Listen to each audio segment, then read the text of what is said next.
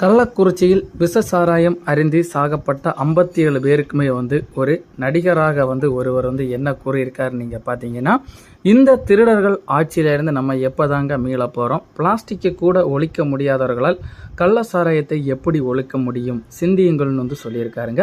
வீதிக்கு வீதி மதுக்கடை உள்ளதே, அதுவும் விஷம்தான். மதுக்கடையை குறைப்பேன் என்று பொய் சொல் வாக்குமூலம் வாக்குகளை வாங்கி கொண்டு இங்குள்ள ஒவ்வொரு எம்எல்ஏக்களும் எம்பிக்களும் இத்தனை சொத்துக்களை எப்படி சம்பாதிச்சிருந்தாங்க. இந்த அரசியலை அப்புறப்படுத்த வேண்டும். இந்த திருடர்கள் இருந்து நம்ம எல்லாருமே காப்பாற்றியே ஆகணும். இல்லைன்னா இன்னும் எக்கச்சக்கமான பேர் விஷ சாராயம் குடித்து உடனே இறக்குறாங்களோ இல்லையோ, அவங்களுடைய சாராயத்தை குடித்து மெதுவாக அவங்க இறக்குறதுக்கு வாய்ப்புகள் அதிகம் கூறியிருக்காருங்க. இதுவுமே ஒரு நடிகர் தாங்க கூறியிருக்காரு, அரசியல் கட்சி நடிகர். நம்ம இன்னைக்கு என்ன பார்க்க போறோம்னா, விஷ சாராயம் அருந்தி எக்கச்சக்கமான பேர் இறந்து வர நிலையிலிருந்து தற்போதைக்கு வரைக்குமே 57 பேருக்கு மேலே இறந்ததாக தற்போதைக்கான தகவல் வெளியாக இருக்குதுங்க. கள்ளக்குறிச்சியை ஒரு போர்க்களமாக தாங்க மாறி இருக்குன்னு சொல்லணும். கள்ளச்சாராயம் விவகாரத்தில் முன்னதாக 20 பேருக்கு மேலே இறந்த நிலையில் தற்போதைக்கு 6 மாத கால இடைவெளியிலே மீண்டும் 50க்கு மேலே இறந்திருக்கிறது குறிப்பிடத்தக்கதுங்க. இதில் 150 பக்கத்தில் அவங்க மருந்து அருந்திருக்காங்க. அதில் 57 பேருக்கு மேலே தற்போதைக்கு இறந்திருக்காங்க. இன்னும் எக்கச்சக்கமாரி பேர் சீரியஸான கண்டிஷனில் இருக்கிறாங்க. 20 பேர் கொஸ்டின் மார்க் கண்டிஷனில் தாங்க இருக்கிறாங்க. தற்போதைக்கு வரைக்கும் அவங்க எல்லாம் இன்னும் சில நாட்களில் கண்டிப்பாக இறக்கிறதுக்கு வாய்ப்புகள் அதிகம். இன்னும் மீண்டும் நல்ல நிலைமையில் இருக்கிறவங்க மீண்டும் அவங்களுமே ஐசி வார்டில் வரது வாய்ப்புகள் அதிகம்னு சொல்லியிருக்காங்க. கள்ளக்குறிச்சி கருணாபுரத்தில் கடந்த 18ஆம் தேதி விற்பனை செய்யப்பட்ட மெத்தனால் கலந்த விஷ சாராயம் குடித்த அப்பகுதியை சேர்ந்த பெண்கள் மற்றும் ஆண்கள் உள்பட 160க்கு மேல் வாங்கி குடிச்சிருந்தாங்க.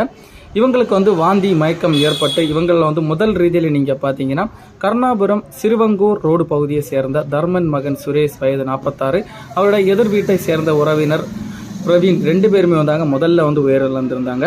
இவங்க 2 பேர் தான் முதல்ல இறந்த நிலையிலிருந்து தற்போதைக்கு அதனைத் தொடர்ந்து விஷ சாராயம் குடித்த பலருமே அடுத்தடுத்து கண்ணெரிச்சல், வயிற்று வலி போன்ற எக்கச்சக்கமான அவங்களோட கோளாறு மூலம் கள்ளக்குறிச்சி அரசு ஆஸ்பத்திரியில் சேர்த்துருந்தாங்க. இதில் கள்ளக்குறிச்சி ஆஸ்பத்திரியில் சேர்த்து எக்கச்சக்கமான பேர் சிகிச்சை பலனின்றி இறந்ததன் காரணமாக புதுச்சேரி ஜிப்மர் மற்றும் விழுப்புரம் சேலம் அரசு மருத்துவக் கல்லூரி ஆஸ்பத்திரியில் எக்கச்சக்கமான பேர் சேர்ந்திருக்காங்க. சம்பவம் நடந்த மறுநாள் 19ஆம் தேதியே சுரேஷ், சேகர், கிருஷ்ணமூர்த்தி, மணி, இந்திரா, மணிகண்டன், திருநங்கை, தனக்கோடி, சுப்பிரமணி, நாராயணசாமி, ராமு, ஆறுமுகம், வடிவு, கந்தன், செல்வம், ஜெகதீஷ் ஆகிய 15 பேரும் 2 நாளைக்கு முன்னாடி நீங்கள் பார்த்தீங்கன்னா ஐயாவு, நூர்பாவசு, முருகன், கோபால், கண்ணன், கணேசன், ஜெகதீசன், பூவரசன், குப்புசாமி, ராமகிருஷ்ணன், லட்சுமி, அன்பவர், பாசா, ரவி, ஆனந்தன், ஆனந்த், மனோஜ் குமார், விஜயன், முருகன், சின்னப்பிள்ளை, ரவி, ராஜேந்திரன் ராஜேந்திரன் பே, நாகப்பிள்ளை ஆகியோர் அடுத்தடுத்து உயிரை இழந்திருந்தாங்க. தற்போதைக்கு பாலு, நாகப்பிள்ளை, வீரமுத்துமே தற்போதைக்கு இறந்திருக்கிறது குறிப்பிடத்தக்கதுங்க. ஒரு சில நாட்கள்லேயே நீங்கள் பார்த்தீங்கன்னா 57 பேருக்கு மேலே தற்போதைக்கு கள்ளச்சாராயம் மூலம் குடிச்சிருக்காங்க. இந்த கள்ளச்சாராயம் குடிவர்கள் அரசுடைய அவங்க பதுங்கி அவங்களுடைய இதனால தான் இந்த ஏற்பாடுகள் வந்திருக்கா, இல்லைனா போலீஸ்காரர் மற்றும் ஐஜி இவங்களால இந்த பொருள் வந்திருக்கான்னு தெரிலங்க.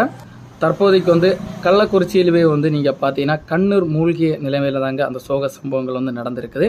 இதை அறிந்த பல பேருமே கட்சி தலைவர்களாக இருக்கட்டும், அமைச்சர்களாக இருக்கட்டும், நேரில் நிறைய பேர் சந்திச்சிருந்தாங்க. இந்த ரீதியில் அமைச்சர், அதாவது முதலமைச்சர் மு க ஸ்டாலின் 10 லட்சம் இழப்பீடு கொடுக்கப்படணும். அதே போல் பிஜேபி தலைவரான அண்ணாமலை ஒரு குடும்பத்துக்கு 1 லட்சம் கொடுக்கப்பட்டிருந்தாங்க. தற்போதைக்கு எடப்பாடி பழனிசாமி 25 லட்சம் கொடுக்கணும்னு வலியுறுத்தியிருக்காங்க. அது மட்டும் இல்லாமல் 2-3 பேருக்கு படிப்புக்கான செலவுக்கு ஏற்பாடுகள் பண்ணுற மாதிரி சொல்லியிருக்காங்க. கள்ளக்குறிச்சி சம்பவத்துக்கு நடிகர் விஜயோட தமிழக வெற்றி கழகத்திலிருந்துமே விஜயுமே ஆறுதல் கூறியிருந்தாருங்க. அவருக்குமே ரொம்பவே சங்கடமாக தாங்க இருந்தது. அவருமே கவர்மெண்ட் மேலே தாங்க தப்பு சொல்லியிருக்காரு. கவர்மெண்ட் இந்த மாதிரிப்பட்ட பாதுகாப்பு இல்லாமல் இருக்கிறதுனால தாங்க இந்த மாதிரிப்பட்ட விபரீதங்கள் நடக்கிறதுக்குன்னு சொல்லியிருக்காருங்க.